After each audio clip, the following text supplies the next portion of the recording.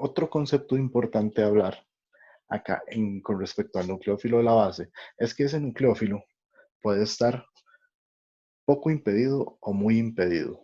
Así como vamos a hablar de sustratos muy impedidos o poco impedidos, que ya lo he mencionado, también podemos hablar de bases muy impedidas o poco impedidas.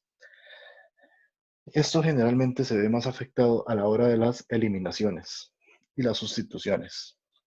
Por ejemplo, yo aquí tengo bases que son pequeñas, son bases poco impedidas, tienen poquito impedimento.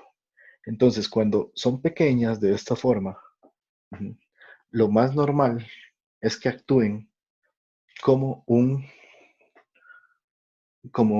donador en una sustitución. Porque, por ejemplo, si yo tengo, siempre va a depender de el haluro con el que estemos trabajando, es decir, mi sustrato. Si yo tengo ese de ahí,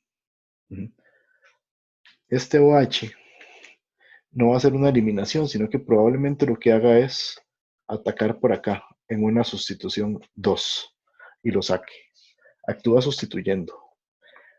Pero ¿qué ocurre si yo ya no tengo este OH, sino que tengo este terbutóxido? Vean que es una base más grande. Esto es lo que se llama una base muy impedida. Este es la trimetilamina. Es una base fuerte, muy impedida. Tiene muchos grupos. Este anión de acá también tiene dos grupos grandes. Es una buena base y está muy impedida. Y esta también. Se hacen con dos razones. Uno puede cambiar el tipo de nucleófilo, hacerlo más impedido, con el fin de precisamente eso, que no actúe como nucleófilo, sino que actúe como base. ¿Por qué? Porque cuando una base está muy impedida, si yo tengo, por ejemplo, este compuesto, ese haluro de alquilo, y yo tengo esa base grande, como es grande, esa base no va a querer venir a atacar por aquí, porque tiene todo este impedimento. Entonces, como tiene todo este mismo impedimento, esta base impedida, que es grande, va a preferir, se le hace más fácil, en vez de entrar por acá, que tiene esos hidrógenos ahí que le estorban, y este grupo que también le estorba por estos grupos de su mismo impedimento, difícilmente va a querer venir a hacer eso. Ella no va a venir a hacer eso. Le va a quedar más fácil a ella, a esta base, venir acá y hacer una eliminación. Entonces este par de electrones vienen para acá y sacan a ese cloro. ¿Qué ocurre?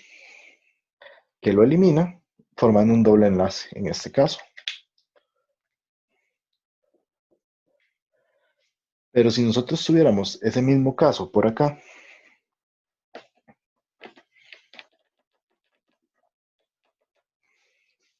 con ese mismo compuesto,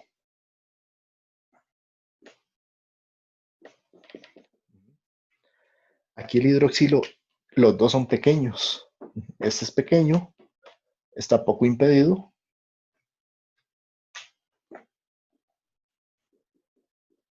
Y vean que ahí es el mismo sustrato, lo que estoy cambiando es la base ahora, mi nucleófilo. Estoy cambiando de uno pequeño, poco impedido, a uno muy impedido. Entonces, en este caso, ¿qué va a hacer él? A él ahí sí va a preferir venir a atacar como en una sustitución, porque ambos son pequeños.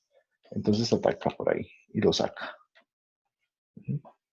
Entonces vean la importancia de trabajar con bases muy impedidas y nucleófilos poco impedidos. Si la base está muy impedida, generalmente o el nucleófilo o mi donador de electrones, que sería lo correcto decirlo, ataca con mucho impedimento, usualmente va a atacar como una base y va a eliminar un protón y va a formar reacciones de eliminación 2 o eliminación 1.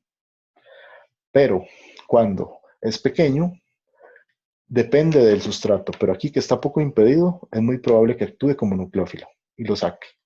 Entonces, hay una variación de lo que ocurre cuando tenemos bases fuertes, nucleófilos fuertes y bases poco o muy impedidas. Esos serían los conceptos principales con respecto a lo que sería nucleófilo o base. Vamos a hablar en el próximo video del sustrato.